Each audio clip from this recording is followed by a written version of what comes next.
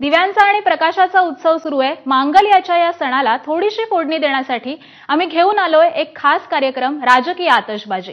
राजकीय नेत्यांची फटकेबाजी नेहमी सुरूच असते, मात्र आज ते फटाकेबाजी करणार आहेत। त्यासाठी आता आपण थेट जाणार आहोत कोल्हापूरला।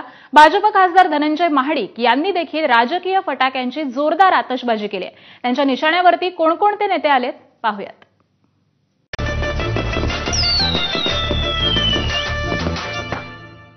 दिवाळी म्हटलं की फटाकेबाजी आलीच आणि महाराष्ट्रातील देशभरातील लोक दररोज राजकीय फटाकेबाजी आपण ऐकत असतो। मात्र आता दिवाळीचा सण आहे आणि फटाके हे या ठिकाणी खरेदी करण्यासाठी नातवाबरोबर खासदार धनंजय महाडिक हे आलेले आहेत आणि त्यांनी या पान लाईनला जे संपूर्ण फटाके आहेत ते खरेदी केलेले आहेत। नातवाची जे काही फरमाईश असेल ती पूर्ण केलेली आपल्याला या ठिकाणी पाहायला मिळते।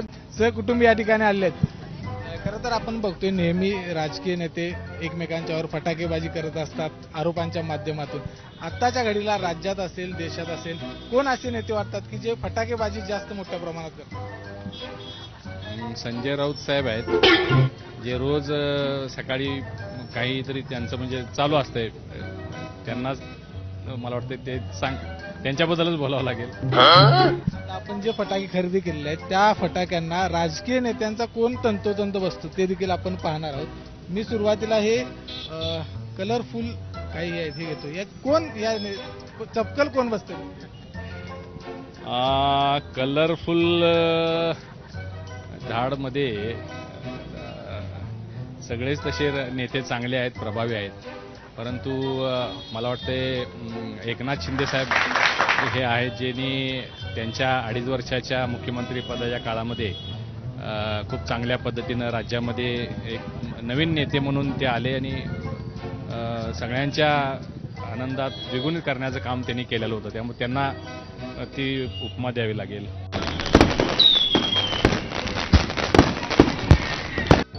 सुतळी बॉम्ब नाही म्हणता येईल, पण न्यूक्लिअर बॉम्ब म्हणून आमचे नेते देवेंद्र फडणवीस साहेब यांना ही उपमा द्यावी लागेल। कारण ज्या पद्धतीनं गेल्या 10 वर्षामध्ये राज्यामध्ये त्यांनी काम केलं आणि 2019च्या निवडणुकीनंतर जो धोका झाला तो पुन्हा 2024च्या या निवडणुकीमध्ये आपण बघितलं। एक मोठा धमाका, 133 आमदार निवडून आणण्याचा धमाका करण्याचं काम आमचे नेते फडणवीस साहेबांनी केलेलं आहे। त्यामुळं मला वाटते त्यांना न्यूक्लिअर बॉम्बची पदवी द्यायला हरकत नाही।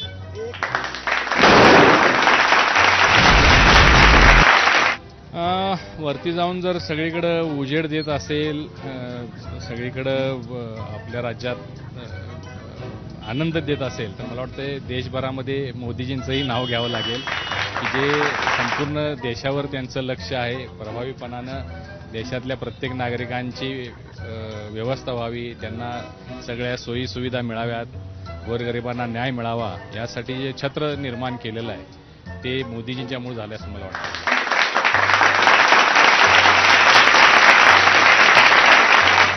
या आपल्या जिल्ह्यामध्ये आहेत काही माजी आहेत तिथं, त्यांना उपमा द्यायला हरकत नाही।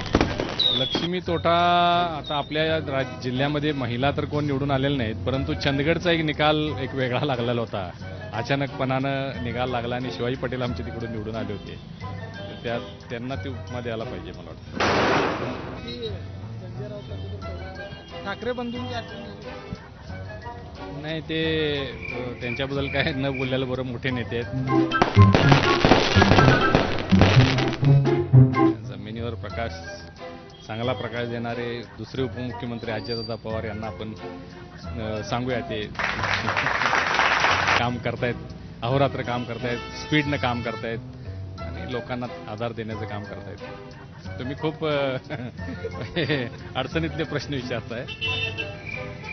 तर राजकीय आतषबाजी आपण बघितलेली आहे आणि प्रत्येक नेत्याला चपकल कुठली फटाकडी या ठिकाणी बसते हे देखील सांगितलेलं आहे। त्याचबरोबर अविस्मरणीय दिवाळी कोणती आहे ते देखील या ठिकाणी धनंजय महाडिक यांनी सांगितलेलं आहे। म्हणजे महायुतीबरोबरच महाविकास आघाडी विरोधातले नेते या सगळ्यांना उपमा येते या ठिकाणी धनंजय महाडिक यांनी दिलेले आपल्याला पाहायला मिळतात। कॅमेरामॅन निलेश शेवाळेसह विजय केसरकर, एबीपी माझा, कोल्हापूर।